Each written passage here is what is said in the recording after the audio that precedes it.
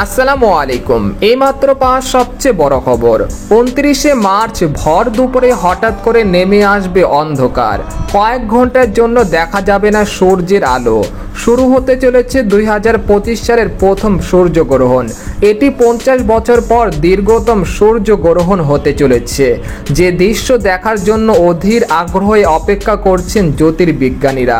এছাড়া 2025 সালে কয়টি সূর্যগ্রহণ দেখা যাবে, ভারত ও বাংলাদেশের সময় অনুসারে এই গ্রহণ শুরু হবে কখন এবং কখন হবে শেষ, জানতে হলে ভিডিওটি সম্পূর্ণ দেখতে থাকুন।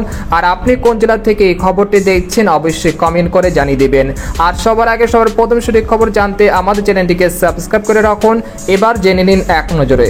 আগামী 29শে মার্চ আংশিক সূর্যগ্রহণের ঘটনা ঘটতে যাচ্ছে। এদিন কিছুক্ষণের জন্য পৃথিবীর কিছু অংশ দুপুরবেলা অন্ধকারে নেমে আসবে, তবে এই গ্রহণ বাংলাদেশ থেকে দেখা যাবে না। সূর্যগ্রহণটি বাংলাদেশ সময় দুপুর 2:51 শুরু হয়ে সন্ধ্যা 6:44 পর্যন্ত স্থায়ী হবে। এটি একটি বলয়াকার সূর্যগ্রহণ, আর এর অর্থ হলো চাঁদ সূর্যের পুরো অংশ ঢেকে ফেলবে না, বরং চারপাশে একটি বলয়ের মতো আংশিক দৃশ্যমান থাকবে। এদিকে 2025 সালে 29শে মার্চ প্রথম সূর্যগ্রহণ যেসব দেশ থেকে দেখা যাবে, ইউরোপ, উত্তর আমেরিকা এবং আফ্রিকার কিছু অঞ্চল থেকে দৃশ্যমান হবে। বাংলাদেশ সহ দক্ষিণ এশিয়ার দেশগুলো থেকে এটি খালি চোখে দেখা যাবে না।